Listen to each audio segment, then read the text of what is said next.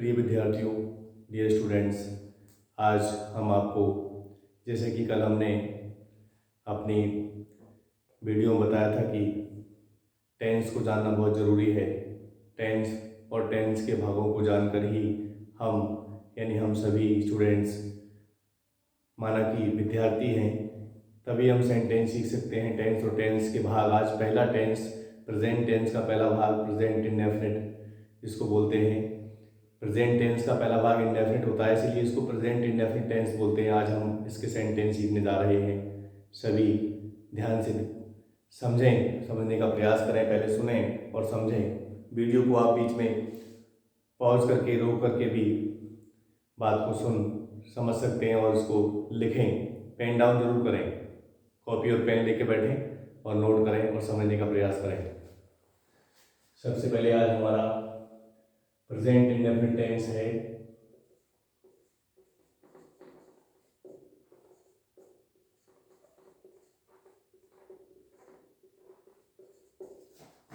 जैसा कि हमने आपको कल समझाया था कि प्रेजेंट टेंस का पहला भाग होता है इंडेफिनिट, जिसको हम बीच में लिख लेते हैं। इसके हम आज सेंटेंस सीखने जा रहे हैं। सबसे पहले किसी भी टेंस के किसी भी भाग के सेंटेंस बनाने से पहले पहचान जरूरी है। तो सबसे पहले हमें इसकी पहचान जाननी है। तो डियर स्टूडेंट्स, ये जरूरी नहीं है कि पहचान आसान होती है तो सेंटेंस भी आसान होते हैं। उसी पहचान के सेंटेंस सरल भी होते हैं, कठिन भी होते हैं। तो इसकी जो पहचान होती है, इन वाक्यों के अंत में ता है, ती है, ते हैं आदि शब्द आते हैं। यानी इस टाइप के शब्द इस हिंदी सेंटेंस के अंत में आएंगे। तो हम किस तरीके से, सबसे पहले इसका जो अफर्मेटिव सेंटेंस बनेगा, अफर्मेटिव मतलब साधारण वाक्य, वो किस तरीके से बनेगा आप समझ लीजिए।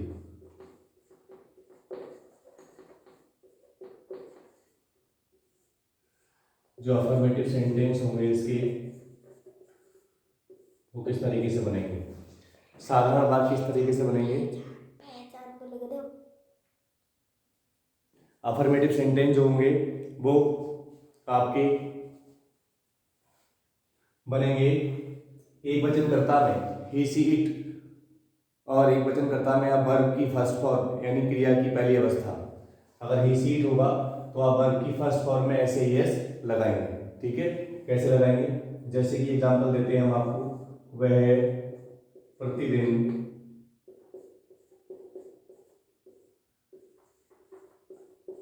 अपने पिताजी की सहायता करता है।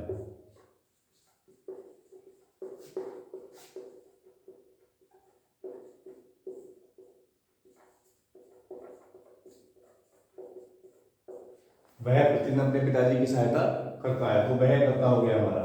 कर्ता को सब्जेक्ट कहते हैं। तो जो काम को करने वाला होता है, जो डूअर होता है, यानी जो कार्य को करता है, वह कर्ता होता है वाक्य में, उसे सब्जेक्ट कहा जाता है इंग्लिश में। तो सब्जेक्ट हमारा वह है, और ये हमारा सब्जेक्ट जो है वो सिंगुलर है, एक वचन करता है हमारा सिंगुलर सब्जेक्ट। इसीलिए हमें सब चीज एक वचन करता के साथ वर्ब ढूंढनी है। हमें सहायता करना, सहायता करता है यानी सहायता करना। हिंदी वर्ब की पहचान होती है सेंटेंस में, वो कहीं पर भी हो उसमें ना की आवाज फिट हो जाएगी, परंतु शर्त यह है कि उसको सेंटेंस से बाहर निकाल कर देखेंगे। तो जैसे सहायता करता है सहायता करना, जाता है जाना, खाता है खाना, प्रशंसा करता है प्रशंसा करना। चाहे कोई भी वर्ब हो, चाहे वो हिंदी के एक शब्द में हो, चाहे वो दो शब्द में हो। गलती विद्यार्थी लोग ये करते हैं, स्टूडेंट लोग आप ये गलती करते हैं कि आप उस वर्ब को, चाहे वो एक शब्द में हो चाहे वो दो शब्दों में हो, उसकी एक ही इंग्लिश आती है। सहायता करना है तो हेल्प, ये नहीं है कि करना अलग और सहायता अलग। ये गलती कर देते हैं बच्चे। प्रेम करना, इसी तरीके से प्रशंसा करना, प्रेज, चाहे वो एक वर्ड में हो, आना जाना। पहचान सेंटेंस में वो पहचान के रूप में होगी, वाक्य में वर्ब पहचान के रूप में होगी हमेशा, लेकिन सेंटेंस से बाहर निकाल कर देखेंगे तो वो ना की आवाज देगी निश्चित रूप से। ये वर्ब की एक यूनिक और रेयर आइडेंटिफिकेशन है, अपने आप में एक दुर्लभ पहचान है, आप ध्यान रखें इसका। तो सहायता करना एक वर्ब हो गई, सेंटेंस से बाहर निकाल कर हमने देखी तो इसको हेल्प कहा जाता है। और हेल्प जो है फर्स्ट फॉर्म है वर्ब की, इसमें हम एस लगाएंगे। कहाँ एस और कहाँ ईएस लगाएंगे, ये बात भी आपको एकदम स्पष्ट, एकदम क्लियर कर देंगे। अभी समय आने पर कोशिश करेंगे, प्रयास करेंगे पूरा समझाने का। ही हेल्प्स, अपने के लिए हम लिख लगाएंगे। अपने की अंग्रेजी जो होती है बेटा वो सब्जेक्ट के अनुसार आती है बच्चों। ऑब्जेक्ट की जो हमारी अपने की अंग्रेजी होती है, इसको बेटा आपको संबंध कारक भी कहते हैं। इसका एक और नाम होता है हिंदी वर्ड में संबंध कारक। ये कर्ता का संबंध होती है अन्य किसी भी संज्ञा या सर्वनाम जो कि है सब्जेक्ट कहा जा रहा है, जो चाहे नाम हो चाहे प्रोनाउन हो, चाहे कोई संज्ञा हो चाहे सर्वनाम हो, जिसको आप सब्जेक्ट कह रहे हैं, ये किसी दूसरे नाउन या प्रोनाउन से उस सब्जेक्ट का संबंध जोड़ती है। तो यहाँ पर क्या है, ही हेल्प्स हिज, पिताजी को फादर कहा जाता है, ये उनका नाम हो गया, इंग्लिश में फादर कहते हैं उनको, इसलिए अदर नाउन से ये संबंध जोड़ रही है, इसलिए इसको पॉसेसिव केस भी कहते हैं। संबंध कारक हिंदी में कहते हैं, यानी एक संबंध जोड़ती है, इसलिए इसको पॉसेसिव केस भी कहा जाता है।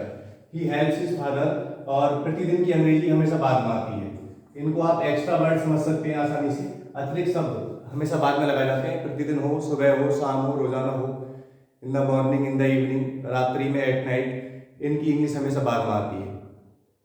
तो आप इनको अतिरिक्त शब्द समझिए, फिलहाल एक्स्ट्रा वर्ड समझिए। वैसे तो इनमें विभेद करना थोड़ा कठिन बात है कि ये एडजेक्टिव है कि एडवर्ब है कि ये क्या है, इसको जानना थोड़ा कठिन है, परंतु समय आने पर पहले आप सेंटेंस सीखें और आप अपना समय बर्बाद ना करें। नाउन, प्रोनाउन, वर्ब, एडवर्ब, ये सारी चीज जानने में बहुत दिन लगा देते हैं लोग, परंतु सेंटेंस का अगर आप अध्ययन कर लेंगे अच्छी तरीके से, वाक्यों का अध्ययन आप कर लेंगे, हर टेंस के हर भागों का, भाग के वाक्यों का, तो आपको जानकारी हो जाएगी कि क्या शब्द, क्या नाउन है, क्या प्रोनाउन है, क्या वर्ब है। एक सेंटेंस के अंदर लगभग सब चीजें आ जाती हैं। समझाने का तरीका हमारा होना चाहिए, समझने वाले भी हों, समझाने वाले भी हों। तारीफ समझाने वाले की नहीं है, समझने वाले की जो है, विद्यार्थी का भी महत्व है, उसकी भी मैंने कल बताया था। हर पदवी का, हर पोस्ट की एक वैल्यू होती है, इसलिए आप समझने की इच्छा करें तो आप समझ सकते हैं। आप इसको ऑनलाइन ना समझें, आप इसको ऑफलाइन समझें, और आप बैठे ही इसको समझ सकते हैं। समझने का प्रयास करें, सुने और समझें। He helps his father daily, तो यहाँ पर हमने क्या करा, सब्जेक्ट सिंगुलर था, हेल्प में एस लगा दिया। अब हम एक और सेंटेंस लिखते हैं कि कहाँ पर हम एस लगाएंगे, ठीक है, ध्यान रखना है, आपको ध्यान रखना है। कुछ वर्ब्स होती हैं, मैं आपको बता देता हूँ। अगर वर्ब्स के लास्ट में, कुछ वर्ब्स के लास्ट में अगर ओ सी एच, इसको आप स्टार लगा के नोट कर लेंगे, O C H, double S, S H या एक्स, ये अक्षर अगर लास्ट में होंगे, यहाँ पर बॉबिल वाला नियम फेल हो जाता है, क्योंकि बॉबिल इसमें केवल ओ है, जो स्वर है वो केवल ओ है। इंग्लिश अल्फाबेट में इसको बॉबिल कहते हैं, तो बॉबिल नहीं है सारे अक्षर, ये लेटर अलग अलग है। अगर सी एच आएगा तब भी, डबल एस आएगा तब भी, एस एच आएगा तब भी, और एक्स आएगा तब भी। इन वर्ब्स के आने पर आपको वहां ई एस लगाना है। अब आपके दिमाग में आया होगा कि सर हाँ सही कह रहे हैं, बट शर्त यह है ई एस लगाने की कि सब्जेक्ट हमारा एक वचन होना चाहिए। सबसे पहली बात, फर्स्ट ऑफ ऑल, सबसे पहली बात, सेंटेंस हमारा प्रेजेंट इंडेफिनिट टेंस का होना ही चाहिए, यानी प्रेजेंट टेंस के फर्स्ट पार्ट का मिला के बोलेंगे तो बढ़िया लैंग्वेज में प्रेजेंट इंडेफिनिट टेंस का सेंटेंस होना ही चाहिए, ये आपको ध्यान रखना है। दूसरी बात अफर्मेटिव होना चाहिए, यानी साधारण वाक्य होना चाहिए, कोई नहीं वाला, इंटरोगेटिव नहीं होना चाहिए। तीसरी बात, सिंगुलर सब्जेक्ट, एक वचन कर्ता वाला भी होना चाहिए। चौथी बात, उसके लास्ट में वर्ब एस और ई एस तब लगाएंगे जब ये वाले अक्षर वाली, ये वाले लेटर उस वर्ब के, उस क्रिया के अंत में ये वाले लेटर आएंगे, चाहे सी एस साथ में आए। जैसे टीच वर्ब है, आपको एग्जाम्पल में समझ में आएगी, डबल एस एक वर्ब है, एक्सप्रेस। जितना आप अध्ययन करेंगे, जितनी आप डीप स्टडी गहन अध्ययन करेंगे, बहुत सारे चैप्टर से, लिटरेचर में भी आपको बहुत सारी चीजें काम आएंगी, क्योंकि लिटरेचर भी ग्रामर से ही बनी है, सेंटेंस सारे ग्रामर के बेस पे लिखे जाते हैं, इसलिए वहां पर भी आप बहुत सारी चीजें पढ़ेंगे, बहुत सारे चैप्टर्स में आपको जानकारी मिलेगी। परंतु फिलहाल आपको ये समझना है कि एक्सप्रेस वर्ब होती है एक, ऐसी एस एच वॉस आता है, ऐसी वैक्स एक वर्ब होती है, wax, V E x, wax कहते हैं नाराज करना, इसमें एक्स आता है, तो सिंगुलर सब्जेक्ट होने पर आप इसमें ई एस लगाएंगे। जैसे हम एक बार लिखते हैं जिसमें कि ई एस लगाना पड़ेगा आपको, सेंटेंस लिखते हैं अलग से, जैसे मान लीजिए वह प्रतिदिन अपने वस्त्र धोता है, ध्यान देंगे, तो वह के लिए भी लगाएंगे और धोता के हम लगाएंगे, धोता का मतलब धोना, वॉश लगाएंगे, ई एस लगाएंगे इसमें। ही वॉशेज, और ही के साथ अपने की इंग्लिश हमेशा हे जाएगी, ध्यान रखना। अगर सी होगा यहाँ पर, वह अपने वस्त्र धोती है, तो सी आएगा, सी के अनुसार यहाँ पर हर आएगा। मैंने बताया था सब्जेक्ट की अकॉर्डिंग, यानी कर्ता के अनुसार अपने की अंग्रेजी जो पॉसेसिव केस है वो सब्जेक्ट की अकॉर्डिंग आता है, ध्यान रखना। तो यहाँ पर ही होगा तो हिज, सी होगा तो हर। अगर मैं अपने बस होता हूँ तो आई, वॉज, माई। यहाँ पर ईएस नहीं आएगा बट आई के अकॉर्डिंग माई आएगा। तो ही, वॉज, इज, हिज। और कपड़ों के लिए क्या लगाएंगे आप? क्लॉथ्स, यानी वस्त्र जो है वो क्लॉथ्स हो गए। ही, वॉज, इज, क्लॉथ्स। प्रतिदिन के लिए आप लगाएंगे डेली, या लास्ट में आप लगा सकते हैं एवरी डे, पर डे। इस तरह के वर्ड आप लास्ट में इस्तेमाल कर सकते हैं, ठीक है। इस तरह के बेटा ये बाकी आपके अफर्मेटिव हो गए सिंगुलर सब्जेक्ट वाले। अभी हमने प्लूरल सब्जेक्ट की, अभी बहुवचन कर्ताओं की बात नहीं की है। जहां से हमारे सब्जेक्ट प्लूरल हो जाएंगे वहां से हमारा ये नियम बदल जाएगा। अगर हम बात करें प्लूरल सब्जेक्ट की, जैसे हम प्रतिदिन अपने गांव जाते हैं,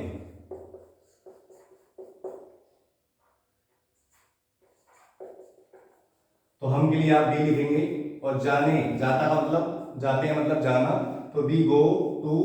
और बी के साथ अपने की अंग्रेजी अवर, और गांव की विलेज। ध्यान रखना है आपको, बी के साथ आपको एस ई एस नहीं लगाना है। जब सब्जेक्ट हमारे आई वी यू दे होंगे या कोई और बहुवचन करता और कोई प्लूरल सब्जेक्ट होगा आई वी यू दे के अलावा, आई वी यू दे के अलावा, तो वहां पर भी आपको फर्स्ट फॉर्म वाला, वर्ब की फर्स्ट फॉर्म यानी क्रिया की पहली अवस्था, वर्ब का पहला रूप, फर्स्ट फॉर्म आप वर्ब का लगाएंगे।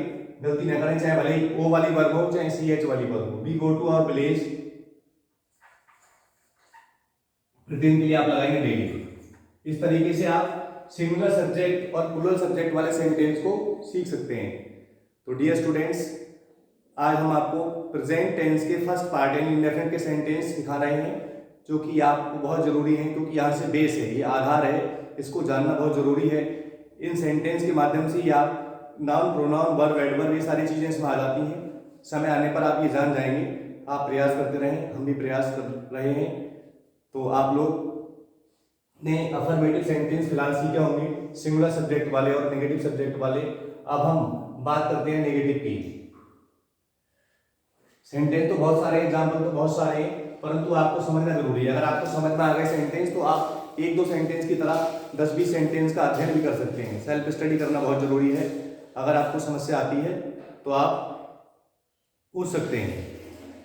मेन बात यह है कि आपको अध्ययन करना बहुत जरूरी है, पहले आप समझने का प्रयास करें।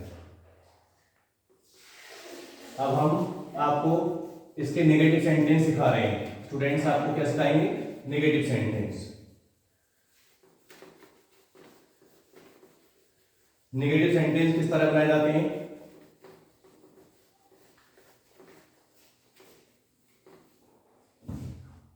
नेगेटिव सेंटेंस,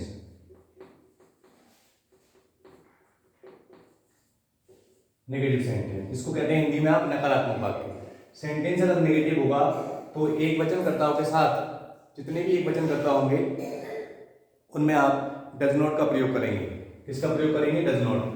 और ही, सी, इट और सिंगुलर सब्जेक्ट यानी ही, सी, इट के अलावा कोई और एक वचनकर्ता होंगे तो भी आप डज नॉट लगाएंगे। और आई वी यू दे के साथ आप डू नॉट लगाएंगे। जैसे कि एग्जाम्पल हम लिखते हैं, वह प्रतिदिन अपने घर नहीं जाता है।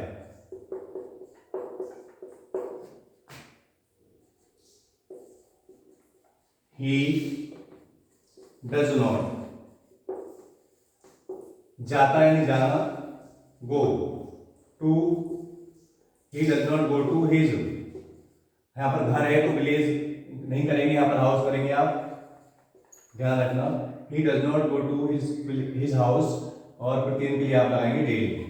इस तरीके से आप एक वचनकर्ता वाले सिंगुलर सब्जेक्ट वाले वाक्य आप डज नॉट से बनाएंगे, साथ ही वर्ब की फर्स्ट फॉर्म लगाएंगे। चाहे आपका सब्जेक्ट सिंगुलर ही क्यों ना हो, नेगेटिव सेंटेंस में कोई ऐसे ईएस फॉर्म नहीं आएगी। ये बात आप अच्छी तरह समझ लें। एस और ईएस फॉर्म सिर्फ और सिर्फ अफर्मेटिव में आएगी, और वो भी प्रेजेंट इंडेफिनिट टेंस का सेंटेंस हो, दूसरी बात अफर्मेटिव हो और सिंगुलर सब्जेक्ट वाला हो। जहां से प्लूरल सब्जेक्ट या जहां से बहुवचन करता आपके, जहां से प्लूरल सब्जेक्ट शुरू हो जाएंगे, वहां से एस ईएस का मैटर खत्म हो जाएगा, उसका कोई चक्कर नहीं रहेगा। तो सिर्फ और सिर्फ एस और ईएस अफर्मेटिव सेंटेंस में लगानी है आपको, ध्यान रखना है। प्रेजेंट इंडेफिनिट टेंस में वो तो बात चली रही है, वो तो बेस है ही है, स्टार्टिंग यहाँ से होती है। इसलिए आप नहीं वाले बात किससे बनाएंगे? मैंने आपको अफर्मेटिव सिखा दिए। अफर्मेटिव में आपने समझा था। मैं आपको एक बात दोबारा से रिवाइज करा रहा हूँ कि अफर्मेटिव में सिर्फ और सिर्फ एक वचनकर्ताओं के साथ एस और ईएस का प्रयोग किया जाता है। जहां से बहुवचन शुरू हो जाते हैं, प्लूरल शुरू हो जाते हैं, वहां से एस और ईएस समाप्त हो जाता है। ध्यान रखना है आपको। ईएस के लिए मैंने आपको ये वाली बात बता दी अफर्मेटिव में, ठीक है। जिन वर्ब के लास्ट में ये वाले अक्षर आएंगे वहां पर आपको ईएस लगाना है। अब आप बात करेंगे नेगेटिव में दूसरे एग्जाम्पल की। तो हम बात करते हैं जैसे कि अच्छे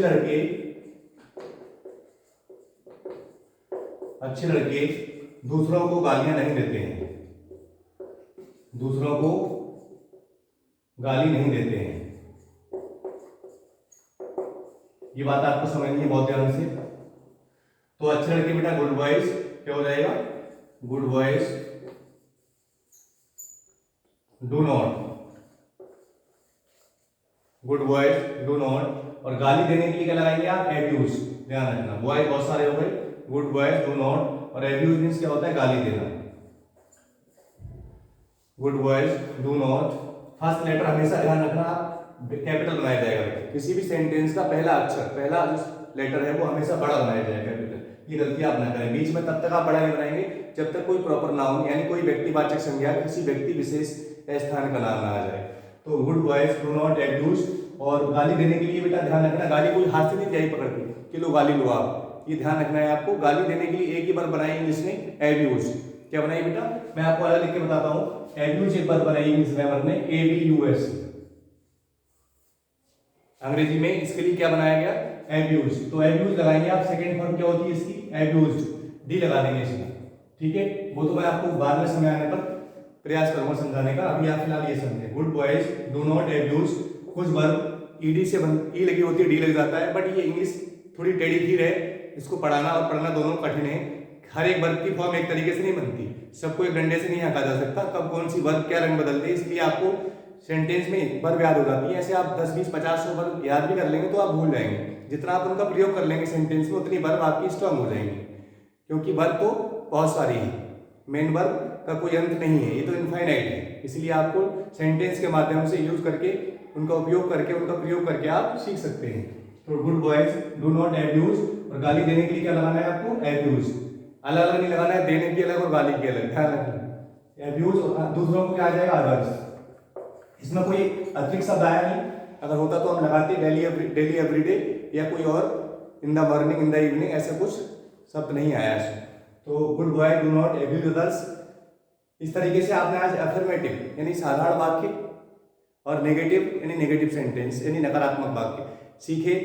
आगे हम आपको आगे अगली वीडियो में इसके इंटरोगेटिव सेंटेंस प्रश्नवाचक वाक्य किस तरह बनाए जाते हैं। पहले अफर्मेटिव अगर आपने सीख लिए हर टेंस के हर भाग के, यानी प्रेजेंट इंडेफिनिट टेंस इस समय चल रहा है, चाहे वो प्रेजेंट कंटिन्यूअस हो, चाहे वो प्रेजेंट परफेक्ट टेंस हो, चाहे वो प्रेजेंट परफेक्ट कंटिन्यूअस टेंस हो, चाहे वो पास्ट इंडेफिनिट हो, चाहे वो पास्ट कंटिन्यूअस हो, कोई सा भी टेंस के कोई सा भी भाग हो, जब तक आपने उसके अफर्मेटिव सेंटेंस नहीं सीखे तो आप उसके नेगेटिव नहीं सीख सकते। लोग उल्टा काम करते हैं, अफर्मेटिव से सीधे नहीं सीख करके नेगेटिव बनाते हैं। एक्टिव वॉइस जानते नहीं, पैसिव सीखना चाहते हैं, तो कैसे सीख जाएंगे। सबसे पहले आप सेंटेंस सीखें, फिर आप एक्टिव वॉइस से पैसिव वॉइस सीखें अच्छी तरीके से।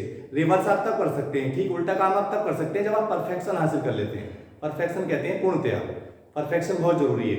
तो बच्चों आप पहले परफेक्ट बने, ठीक है। पर यद्यपि although nobody is perfect all over the world accept God, यद्यपि ईश्वर के सिवाय पृथ्वी पर कोई भी परफेक्ट नहीं है, yet everybody is trying to be perfect, फिर भी हर व्यक्ति पूर्ण बनने का प्रयास कर रहा है। तो हम पहले परफेक्शन की ओर जाएं, पूर्णतया की ओर जाएं, तब कहीं हम एक्टिव से पैसिव बनाएंगे तो हम पैसिव से एक्टिव भी बना सकते हैं। इसलिए हम उल्टा काम ना करें, हम प्रयास करें कि सीधा काम करें और अच्छी तरीके से एक सिस्टम में सिस्टमेटिक स्टडी, एक व्यवस्थित ज्ञान आप प्राप्त करें, जो कि हम प्रयास कर रहे हैं। सभी हमारे आचार्य बंधु, सभी शिक्षक बंधु, शिक्षक बहनें जो भी इस कार्य को कर रहे हैं, चाहे वो ऑफलाइन ऑनलाइन, सब अच्छा प्रयास करते हैं अपना समझाने का। मेरा मतलब किसी को क्रिटिसाइज करना, किसी की आलोचना करना नहीं है, वरना अपना तरीका अलग है। आज के लिए सिर्फ इतना ही।